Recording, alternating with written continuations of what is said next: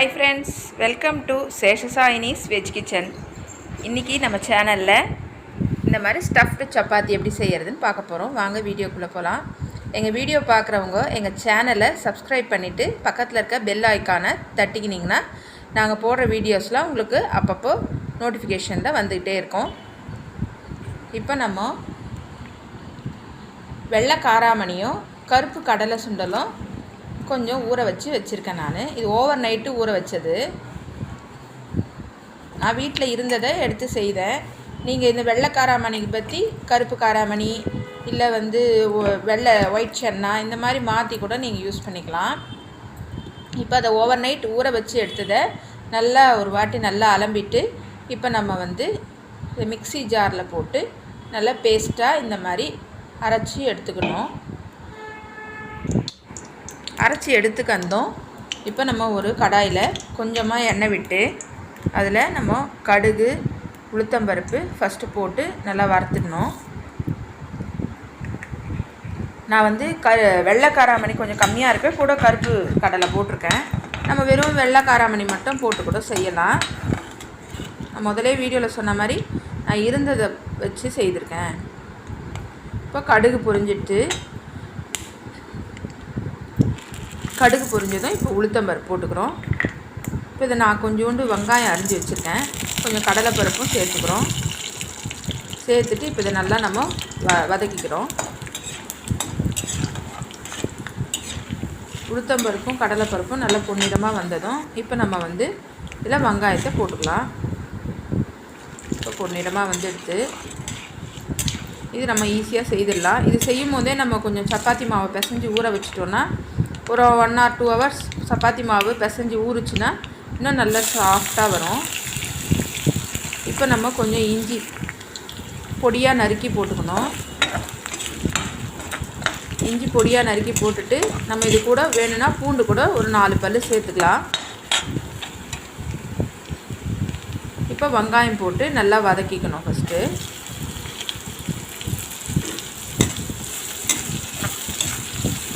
இப்போ நல்லா வெங்காயத்தை வதங்கணும். நம்ம இதுக்கு தேவையானதெல்லாம் போட்டுக்கலாம். இப்போ நல்லா வதங்குது. நம்ம வெறுமனே சப்பாத்தி செய்து சாப்பிட்றதுக்கு அதுக்கு தொட்டுக்கிறதுக்கு ஏதாவது ஒன்று செய்வோம். அதுக்கு பற்றி இந்த மாதிரி செய்துட்டு நீங்கள் ஸ்டஃப்டு வச்சு சப்பாத்தி பண்ணிட்டீங்கன்னா நம்ம தொட்டுக்கிறதுக்கு தனியாக எதுவும் இது பண்ணுற மாதிரி இருக்காது. இது நமக்கு ரொம்ப ஈஸியாக செய்திடலாம். கொஞ்சம் டிஃப்ரெண்ட்டாக இருக்கும் டேஸ்ட்டும். சாப்பிட்றதுக்கு சப்பாத்தியே சாப்பிட்றதுக்கு ஒரு மாதிரி இருக்கிறப்போ இந்த மாதிரி சாப்பிட்றப்போ கொஞ்சம் நல்லாயிருக்கும் டேஸ்ட்டு. கொஞ்சம் பெருங்காயத்தூளும் போட்டுக்கிறோம். நம்ம ஏன்னா கடலை வகைலாம் இதுவாக இருக்கிறதுட்டு அதுக்கு பெருங்காயம் பூண்டெல்லாம் சேர்த்துக்கிட்டால் நல்லது. இப்போ அதுக்கு தேவையான அளவு மிளகாத்தூள் போட்டுக்கிறேன். அதுக்கு தேவையான அளவு உப்பு இதெல்லாம் போட்டு கூடவே நல்லா வதக்கிடணும். நான் ஏன் வெங்காயத்தோடவே வதக்குறேன்னா நமக்கு அந்த நெடி வாசனை இந்த வெங்காயத்தோட போட்டு வதங்குறப்போ கொஞ்சம் நல்லா நெடி வாசனை போயிடும், சீக்கிரமாக போயிடும். நம்ம இந்த பேஸ்ட்டை போட்டுட்டோன்னா மொத்தத்தோடு சேர்ந்துடுச்சுன்னா நெடி வாசனை கொஞ்சம் அடங்கிறதுக்கு நேரம் எடுக்கும். அதனால் நம்ம வெங்காயத்திலே போட்டுட்டோன்னா இன்னும் மசாலாவாக டேஸ்ட் இன்னும் சூப்பராக எம்மியாக இருக்கும். அதனால் இப்போ நம்ம அரைச்சி வச்சுருக்க அந்த பேஸ்ட்டை இதில் போட்டுக்கிறோம். இப்போ நம்ம ஊற வச்சு அப்படியே மிக்சியில் அரைச்சிட்டோம், நம்ம வேக வைக்கலை. இது கொஞ்சம் ஈஸியாக செய்திடலான்றதுனால நான் இந்த மாதிரி ஈஸி ப்ரொசீஜராக நான் செய்திருக்கேன். நம்ம வேக வச்சும் சிலர் அந்த மாதிரி பேஸ்ட் மாதிரி பண்ணியும் செய்யலாம். நான் ஆனால் வேக வைக்கலை, இதுவே வெந்துடும். நம்ம நல்லா ஊறிருக்கு, ஓவர் நைட் ஊறின தொட்டு இப்போ நம்ம இந்த மாதிரி செய்கிறப்ப அது ரொம்ப சட்டுன்னு வெந்துடும். அதனால் ஒன்றும் ஒரு இல்லை. இப்போ இது நல்லா நம்ம கலரி விட்டுக்கணும். கலரி நல்லா விட்டு கலரணும்.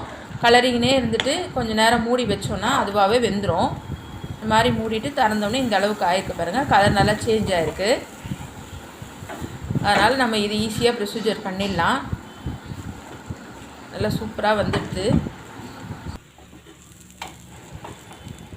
அதுக்கப்புறம் இப்போ நம்ம நல்லா கலரி விட்டுட்டோம். இப்போ கொஞ்சம் வந்துடுச்சு. இப்போ நம்ம அதுக்குள்ளே சப்பாத்தி மாவை நான் பிசைஞ்சு நல்லா ஊற வச்சுட்டேன். நான் பிசைஞ்சதும் இது காட்டுறேன். பிசைஞ்சு நல்லா ஊற வச்சுட்டேன். ஊற வச்சுட்டு இதை பாருங்கள், இந்த மாதிரி நல்லா வருது. இப்போ நம்ம வந்து இதை சப்பாத்தி மணையில் நல்லா தேய்ச்சிக்கலாம். நான் எப்படி போடுறேன்னு காட்டுறேன். நம்ம போண்டா செய்கிறோன்னா வந்து இந்த மாதிரி உருட்டிட்டு நம்ம வந்து மேல் மாவுக்கு மைதா மாவு கரைச்சும் அதில் உள்ளே போட்டு அந்த மாதிரியும் போண்டா மாதிரி போடலாம். அப்படி இல்லைன்னா இந்த மாதிரி இப்போல்லாம் வந்து நம்ம கோதுமை மாவில் கூட போடுறதுனா கொஞ்சம் அரிசி மாவு கலந்துட்டு அந்த மாதிரியும் போடலாம். ஒரு சின்ன டிப்ஸ் தான் இது உங்களுக்கு. அது மாதிரி இந்த ஒரு ஸ்டஃப்பை வச்சு நம்ம எத்தனை ரெசிபி வேணால் செய்யலாம். இப்போ நம்ம இதில் வந்து அந்த ஸ்டஃப்பை வச்சுக்கிறோம். நல்லா வெந்துடுத்து, ரொம்ப டேஸ்ட்டு சூப்பராக இருந்தது. இப்போது நல்லா வச்சுட்டு நான் இப்போது கரம் மசாலா போடலை. தேவைப்படுறவங்க வந்து நம்ம கரம் மசாலா கூட போட்டுக்கலாம். நான் வெறும் உப்பு காரம் மிளகாய் தூள் தான் போட்டிருக்கேன். வேணும்னா பச்சை மிளகாயும் சேர்த்துக்கலாம். இப்போ இந்த மாதிரி 4 பக்கமும் நல்லா இந்த மாதிரி க்ளோஸ் பண்ணிவிடுங்க. க்ளோஸ் பண்ணிட்டோன்னா நமக்கு வந்து அந்த ஸ்டஃபிங் வந்து வெளில வரவே வராது. நல்லா சூப்பராக வந்திருக்கு பாருங்கள்.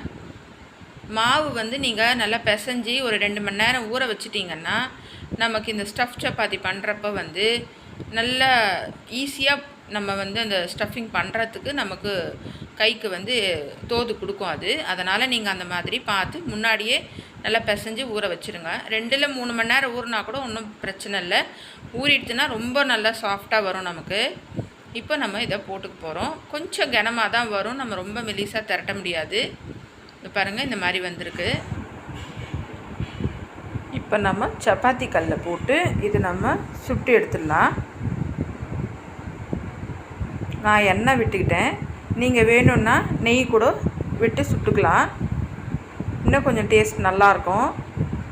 இப்போ எண்ணெய் விட்டு நான் 2 பக்கமும் திருப்பி போட்டு சுட்டு எடுத்துடுறேன். இது வந்து சுடுறதுக்கும் கொஞ்சம் சீக்கிரமாக ஆகுது இந்த மாதிரி செய்கிறப்ப. நம்ம ரொம்ப சட்டுன்னு ஆகிடுது எனக்கு.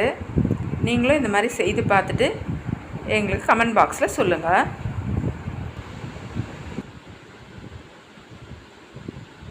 சூப்பராக வந்திருக்கு பாருங்கள் சப்பாத்தி. இப்போ வந்து நம்ம ஸ்டஃப் சப்பாத்தி இந்த மாதிரி தான் பண்ணியிருக்கோம். எங்கள் ரெசிபி உங்களுக்கு பிடிச்சிருந்ததுன்னா எங்கள் சேனலை லைக் பண்ணுங்கள், ஷேர் பண்ணுங்கள், எங்கள் சேனலை சப்ஸ்கிரைப் பண்ணிக்கோங்க.